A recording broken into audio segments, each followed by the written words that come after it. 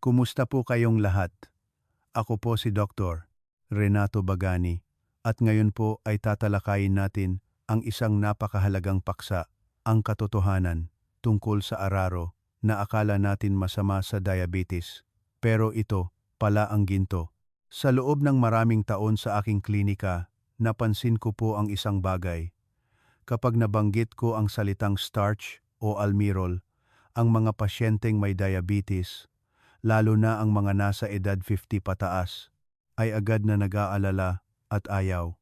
At ang araro, isang pamilyar na pampalamig sa ating mga Pilipino, ay halos isinama sa blacklist. Alam kong sa isip ng karamihan, ito ang sanhi ng pagtaas ng blood sugar. Maraming pasyente ang iniiwasan ito higit pa sa kanin o pansit. Tama po ba? Ngunit mga kaibigan, paano kung sabihin ko sa inyo ngayon na ito ay isang malaking pagkakamali, isang pinakamalaking pagkakamali na nagiging dahilan upang mawalan kayo ng isang napakahalagang tradisyonal na gamot. Ang totoo ay, kung mali ang paghahanda ninyo, ito ay magiging lason na magpapataas ng inyong blood sugar ng mabilis. Ngunit kung gagamitin sa tamang paraan na ituturo ko sa inyo ngayon, ito ay magiging ginto na makakatulong sa pagkontrol ng blood sugar at makakatulong pa sa pagpapababa ng blood sugar, lalo na para sa mga may mataas na presyon ng dugo at mataas na kolesterol. Sigurado akong marami sa inyo ang nagtataka, paano ba ang tamang paraan? Sa video na ito, nangangako akong babaguhin ko ang inyong pananaw sa pamilyar na inuming araro. Upang mas madali ninyong maintindihan, hayaan ninyo akong magkuwento. Ito ay isang totoong kuwento mula sa aking klinika. Ito ang kaso ni Aling Nena, 62 taong gulang, mula sa Batangas. Dumating si Aling Nena sa aking klinika 3 buwan na ang nakakaraan. Ang unang impresyon ko sa kanya ay mukha siyang pagod, maitim ang balat at palaging mainit ang pakiramdam. Nagreklamo siya sa akin na gabi-gabi ay uhaw na uhaw siya at mapait ang kanyang bibig. Ang kanyang insulin resistance, HOMA-IR, ay napakataas noon. Ngunit ang pinakamahirap para sa kanya ay palagi siyang nagke-crave ng matamis, ng isang bagay na malamig. Sinabi niya sa akin, "Doktor, ang init sa Batangas. Gusto ko ng isang baso ng araro para lumamig, pero hindi ako nangangahas uminom. Pinagbabawalan ako ng aking mga anak. Sabi nila, kapag ininom ko, lalala ang diabetes ko at magkakaroon ako ng komplikasyon at mahihirapan ang mga anak at apo ko." Ang kanyang mga mata noon ay sabay na nananabik at natatakot. Naniniwala ako na marami sa inyo ang may kaparehong nararamdaman. Nang araw na iyon, umupo ako at ipinaliwanag kay Aling Nena ang tungkol sa araro. Hindi ko siya pinagbawalan uminom. Sa halip ay ibinunyag ko sa kanya ang sikreto sa paggamit ng araro. Tinawag ko itong golden way ng pag-inom. At alam ninyo kung ano? Isang himala ang nangyari. Matapos ang 2 buwan ng tuloy-tuloy na pag-apply, bumalik si Aling Nena para sa follow-up. Ang kanyang mga sukat ay bumuti ng malaki, ngunit mas mahalaga ang kanyang kutis. Mas malusog siya, mas mapula ang balat, at ipinagmalaki niya sa akin, "Doktor, nakakainom pa rin ako ng araro at hindi tumataas ang blood sugar ko at lumalakas pa ako. Kaya ano ang sikretong iyon? Manatili kayo at makinig. Kung may kapareho kayong problema ni Aling Nena at natatakot sa isang partikular na pagkain, bigyan ninyo ako ng like at subscribe sa channel na Likas na Kalusugan. Magkasama nating hahanapin ang siyentipikong paraan ng pagkain upang malampasan ang sakit. Tapat po ako. Maraming tao ang nagkakamali dito nang hindi nila nalalaman. Ang pinakamapanganib na pagkakamali, ang pagkakamaling nagiging dahilan upang maging biktima ang araro, ay ang paghahalo ng araro sa malamig na tubig at upang masarap, dinadagdagan ninyo ng 3 hanggang 4 na kutsarang asukal o kahit puting asukal. Iniisip ninyo na ang asukal ay ligtas, malamig, at nakapagpapalusog, ngunit hindi po. Ano ang kahihinatnan ng ganitong paghahanda? Una, sa malamig na tubig, hindi naluluto ang araro, nananatili itong hilaw na almirol. Pagdating sa bituka, nagdudulot ito ng kabag, bloating, at hirap sa pagtunaw. Maraming may mahinang tiyan ang agad na magdudumi. Pangalawa, umiinom kayo ng isang basong naglalaman ng 50,060 gramo ng pinrosesong asukal ng sabay-sabay, isang napakalaking dami ng asukal. Hindi po nakakapagtaka kung ang blood sugar ay tumataas ng mabilis, tumataas ito ng napakabilis. At pagkatapos, sinisisi ninyo ang araro. Sinasabi ninyo, dahil sa araro na ito, kaya tumaas ang blood sugar ko. Hindi po, mga kaibigan. Ang mali ay sa paraan ng paghahanda. Ang mali ay sa mga kutsarang asukal na idinagdag ninyo. Kaya napakasimple ng solusyon. Una, lutuin ng 100%. Pangalawa, huwag na huwag gumamit ng pinrosesong asukal. Kung gagawin lamang ninyo ang dalawang ito, iba na ang inyong araro. Ngunit paano ito magiging ginto? Makinig kayo sa siyentipikong bahagi na ito. Huwag ninyong iwan ang video. Ipapaalam ko ngayon ang pinakamahalagang bahagi. Ito ang siyentipikong batayan upang lubos kayong magtiwala at mag-apply. Sa purong araro, iginiit ko ang pure na hindi hinaluan. Mayroong dalawang gintong sangkap na pinag-aralan ng husto ng modernong medisina, ang puerarin at daidsin. Hindi ninyo kailangang tandaan ang mga siyentipikong pangalan. Ipapaliwanag ko upang mas madali ninyong maintindihan. Paano ipinapaliwanag ng agham ang mekanismo nito? Ang puerarin na ito, kapag pumasok sa katawan, ay gumagawa ng dalawang malalaking bagay. Una, nakakatulong ito na mapataas ang sensitivity ng insulin. Isipin ninyo ito, ang insulin ay ang susi. Ang selula ay ang kandado. Sa mga taong may diabetes, ang kandado na ito ay kinakalawang, lumalaban sa susi ng insulin, kaya hindi mabuksan ang kandado, hindi makapasok ang glucose sa selula, kaya patuloy itong lumulutang sa dugo na nagdudulot ng mataas na blood sugar. Kaya ang puerarin na ito ay parang isang bote ng pampadulas.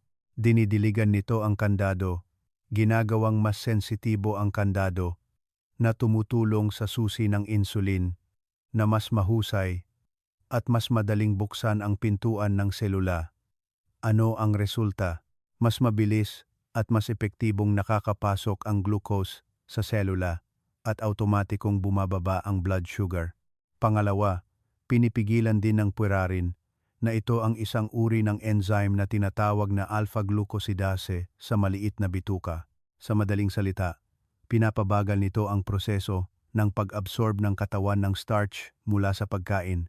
Parang kapag kumain kayo ng kanin, sa halip na mabilis na maabsorb ang asukal, unti-unti itong naabsorb na tumutulong upang hindi biglang tumaas ang blood sugar pagkatapos kumain. At ang daidsin ay isang malakas na antioxidant. Alam ninyo kung ano ang pinakamahirap na komplikasyon ng diabetes? Ito ay ang pagkasira ng mga daluyan ng dugo. Mula sa maliliit na daluyan ng dugo sa mata na nagiging sanhi ng pagkabulag, sa kidney na nagiging sanhi ng kidney failure, hanggang sa malalaking daluyan ng dugo sa puso na nagiging sanhi ng atake sa puso, sa utak na nagiging sanhi ng stroke. Kaya ang daidsin na ito ay nakakatulong na protektahan ang mga dingding ng daluyan ng dugo, lumalaban sa mga free radicals na sumisira sa inyong mga daluyan ng dugo. Marahil may magtatanong, starch pa rin naman iyan, doktor. Tataas pa rin ang blood sugar kapag kinain? Tama, isang napakagandang tanong. Starch pa rin ito, kaya ang tip ay gagamitin natin ito upang palitan ang isang bahagi ng iba pang starch sa araw. Halimbawa, kapalit ng pansit, tinapay, at hindi upang dagdagan ang kinakain. Mula sa libu-libong taon, ginagamit na ang araro bilang isang mahalagang halamang gamot. Sa tradisyonal na Pilipinong panggagamot, tinatawag itong katakataka. Ang katakataka, ayon sa mga sinaunang aklat ng medisina, ay isang halaman na may matamis at malamig na lasa na may neutral na kalikasan. Ito ay nakakaapekto sa mga meridyano ng spleen at tiyan. Ano ang epekto nito? Ang diabetes sa tradisyonal na Pilipinong panggagamot ay tinatawag na taong uhaw. Ang pinakamalaking katangian ng sakit ay ang yin deficiency and blazing fire. Ibig sabihin, ang bahagi ng tubig o yin sa katawan ay nababawasan at ang bahagi ng apoy o yang ay tumataas. Nagdudulot ito ng tatlong karaniwang sintomas: pagiging matakaw dahil sa apoy sa tiyan, labis na pag-inom dahil sa yin deficiency, at labis na pag-ihi upang maibsan ang init. Kaya ang tao ay palaging hindi mapakali, tuyo ang bibig, at patuloy na nauuhaw. Kaya ang araro ay may pangunahing epekto na pagpapalamig at pagbuo ng fluid. Ang pagpapalamig ay ang pagpapalamig sa nag-aalab na apoy. Ang pagbuo ng fluid ay ang pagpapasigla sa katawan na maglabas ng laway at fluid. Ginagawa nitong hindi gaanong uhaw at tuyo ang lalamunan at nilulutas nito ang ugat ng taong uhaw. Maraming pasyente ko pagkatapos gamitin ang tamang paraan ay nagbigay ng parehong feedback. Doktor, bumaba na ng malaki ang pakiramdam ko ng pagkauhaw at tuyong lalamunan sa hating gabi. Iyan po ang epekto ng pagbuo ng fluid ng katakataka. Mga kaibigan, kung nakakaranas kayo ng mga palatandaan ng panloob na init, tulad ng pagiging mainit, mapait ang bibig, tuyo ang lalamunan at nauuhaw, at constipated, ang araro ay isang mahusay na pagpipilian. Sino sa inyo ang nakakaranas ng panloob na init o pagkauhaw? Mag-comment ng numero 1 sa ibaba para malaman ko. Ang mga sinasabi ko ay maaaring mukhang mahirap, ngunit sa totoo lang, mas madali ito kaysa sa iniisip ninyo. Ngayon, ituturo ko sa inyo ang konkretong paraan ng paggamit. Unang hakbang, golden dosage. Ito na po ang pinakamahalagang bahagi, ang golden way ng pag-inom. Kumuha kayo ng papel at panulat at isulat ng maigi ang bahaging ito. Maraming tao pagkatapos marinig na mabuti ang araro ay nag-aabuso, umiinom ng litro-litro kapalit ng tubig, kumakain ng 4 na mangkok sa isang araw. Kahit ginto pa ang isang bagay, kung sobra ang pagkonsumo, magiging perwisyo pa rin. Tulad ng sinabi ko, ito ay starch pa rin. Kung sobra ang calories at starch, magkakaroon ito ng reverse effect, tataas ang blood sugar at magiging sanhi ng pagtaas ng timbang. Tandaan ninyo ang numerong ito, bawat araw, gumamit lamang kayo ng maximum na 15 gramo ng purong araro. Uulitin ko, 15 gramo, hindi 15 gramo, hindi 15 gramo. Huwag ninyong tantiyahin sa mata, gumamit kayo ng kutsarita, ang maliit na kutsarang ginagamit sa pagkain ng yogurt. Kumuha kayo ng patag na kutsarita. Isang kutsarita ay humigit kumulang 5 gramo. Kaya gumamit kayo ng 3 patag na kutsarita para sa 50 gramo sa isang araw. Dapat ay purong araro. Bumili kayo ng uri ng pulbos na may maliliit at malalaking buo na hindi pantay-pantay, na may natural na puting kulay. Huwag magpatukso sa puting pulbos na napakamayelo tulad ng harina dahil ang uri na iyon ay madalas na hinaluan ng ibang starch o pinaputi. At huwag gagamit ng araro na may halong pabango ng bulaklak. Bakit? Dahil ang uri na may halong pabango ng bulaklak ay madalas na may asukal na hinalo na. Ang mga diabetic ay dapat na iwasan ito ng lubusan. Sigurado akong marami sa inyo ang nagtataka, 15 gramo lang pala. Paano naman ang paghahanda? Ngayon, dumako tayo sa ikalawang hakbang. Ikalawang hakbang, ang tamang paraan ng paghahanda. Golden way of preparation, pagluto.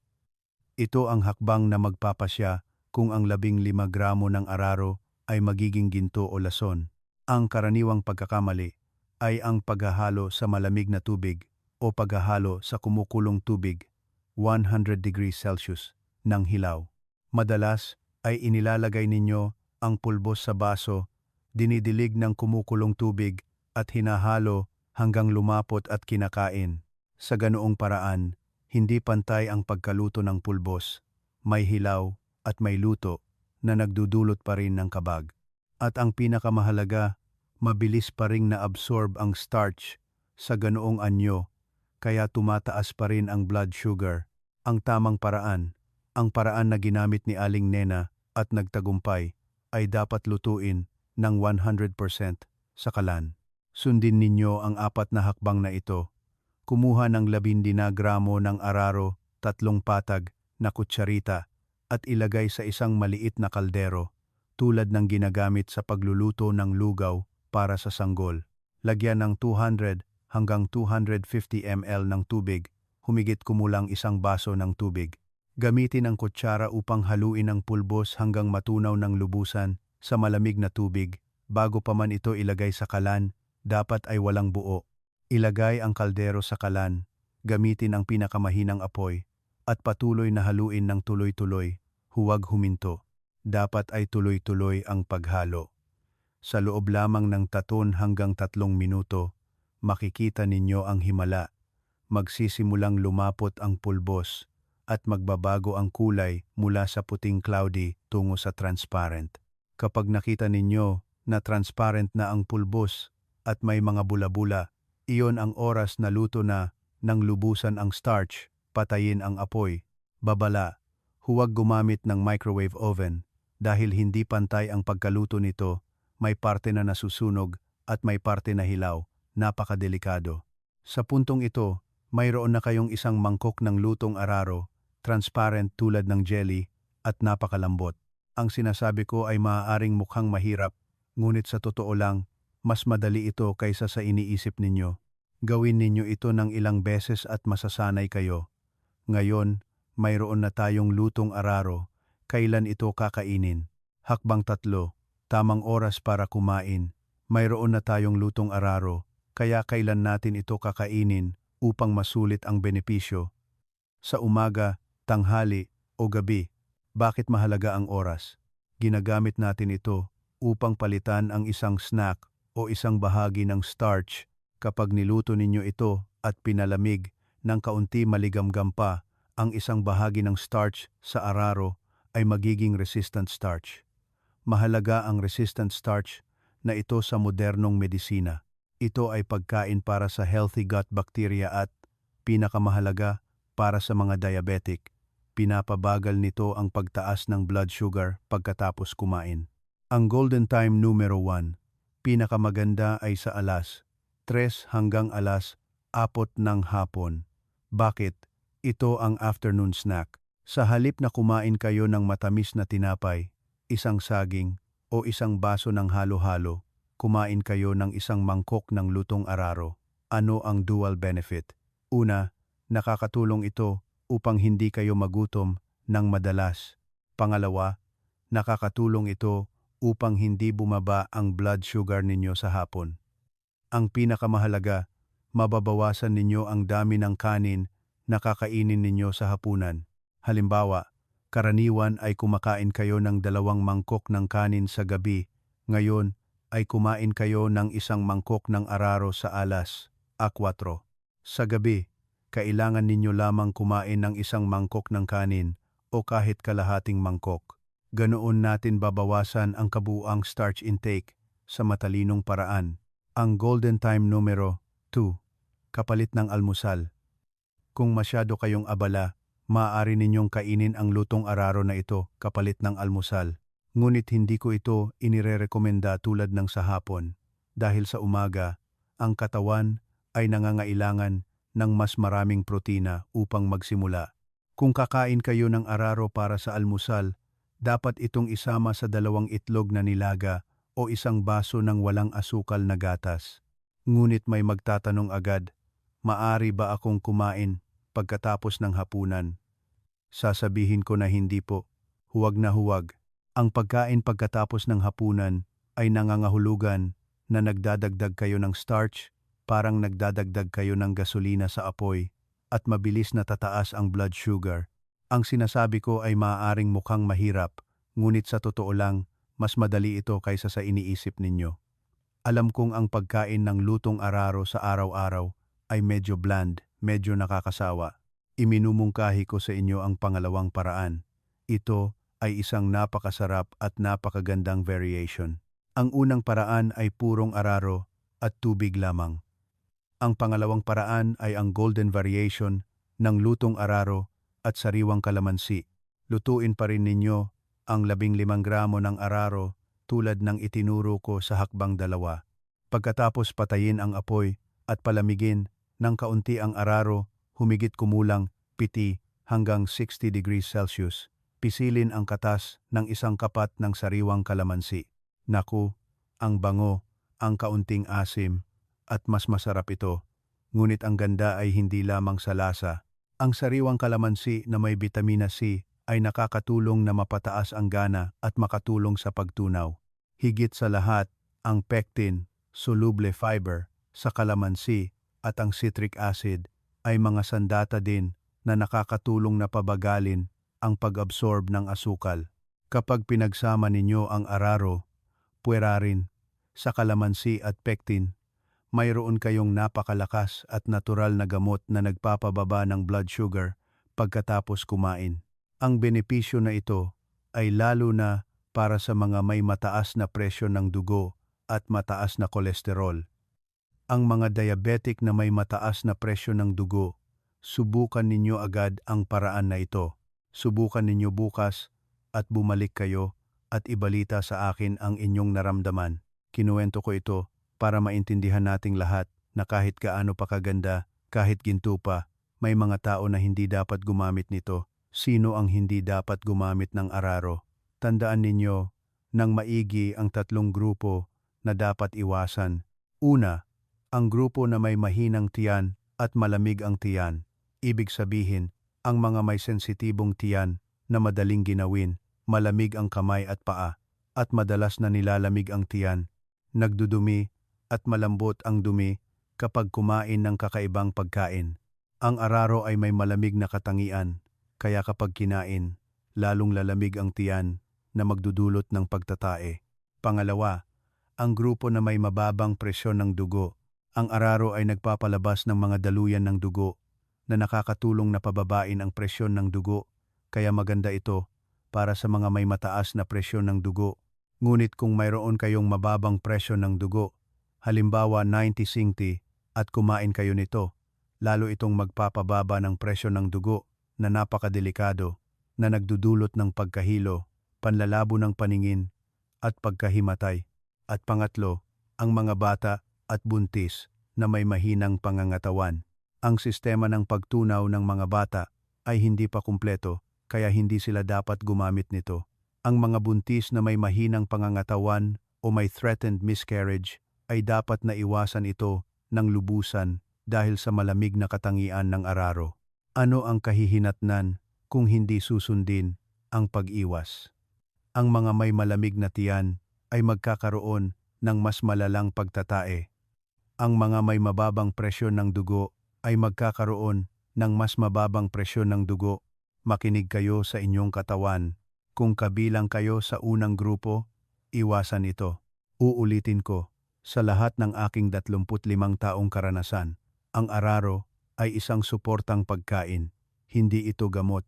Hindi nito kayang palitan ng gamot para sa diabetes, metformin, gliclazide, o ang gamot sa presyon ng dugo ng doktor. Huwag na huwag ninyong titigilan ang gamot na inireseta ng doktor. Ginagamit natin ang araro bilang isang katulong upang maging mas epektibo ang paggamot, hindi upang palitan ito. May isa pang pagkakamali na kailangan kong ipaliwanag ng maigi. Maraming tao ang hindi gumagamit ng asukal, ngunit gumagamit sila ng pulot. Dahil iniisip ninyo na ang pulot ay natural, mas ligtas kaysa sa asukal at mas nakapagpapalusog. O kaya ay nagtataka, bakit bawal ang pulot kung maganda naman? Siyentipikong paliwanag, mga kaibigan, ligtas ba o nakapagpapalusog ay dapat tingnan ang mga sangkap. 80% ng sangkap ng pulot ay fructose at glucose, na asukal din, at mabilis pang naabsorb na asukal. Kapag pinagsama ninyo ang pulot, asukal, sa araro, starch, ang kabuuang glycemic load na kinakain ninyo ay napakataas pa rin at tataas pa rin ang blood sugar. Mayroon akong pasyente sa Cavite. Narinig din niya na mabuti ang araro at hindi gumamit ng asukal. Ngunit inilagay niya ang 2 kutsara ng pulot sa kanyang lutong araro. Kinakain niya ito tuwing umaga at ang kanyang blood sugar ay palaging nasa 15,016. Ngunit hindi niya maintindihan kung bakit. Nang tinanong ko, ang pulot na iyon ang salarin. Mga kaibigan, kung may diabetes na kayo, mangyaring sanayin ang inyong sarili na kumain ng bland, ng natural na lasa. Ang natural na tamis ng 15 gramo ng araro ay sapat na. Iyan ang tunay na milagro. Sigurado akong marami sa inyo ang nag-iisip ngayon kung ito ay katulad ng sa inyo. Ngayon, i-summarize natin. Nakarating tayo sa isang paglalakbay upang linisin ang pangalan ng araro. Balik tayo sa kwento ni Aling Nena sa Batangas na aking ikinuwento sa simula ng video. Nagtagumpay si Aling Nena dahil in-apply niya ng tama ang aking mga itinuro. Kumain siya ng 15 gramo ng lutong araro na may isang kapat ng kalamansi. Kinakain niya ito sa alas, 4 ng hapon kapalit ng kanyang snack. Dahil matagal siyang nabubusog, nakakabawas siya ng 1 o 2 mangkok ng kanin sa hapunan. Kailangan lang ninyong tandaan ang 3 bagay na ito. Una, golden dosage. Tanging 15 gramo. 3 patag na kutsarita bawat araw. Pangalawa, golden preparation. Laging lutuin ng 100% sa kalan. Huwag ihalo ng hilaw, huwag lagyan ng asukal, huwag lagyan ng pulot. Pangatlo, golden timing.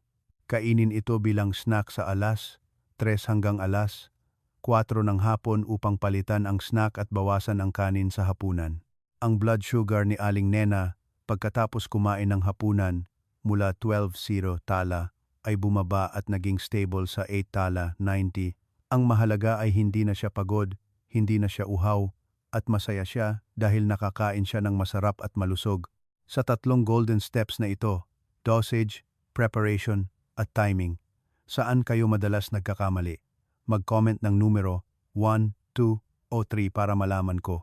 Sa loob ng 35 taon sa propesyon, alam kong milyon-milyong tao ang may diabetes.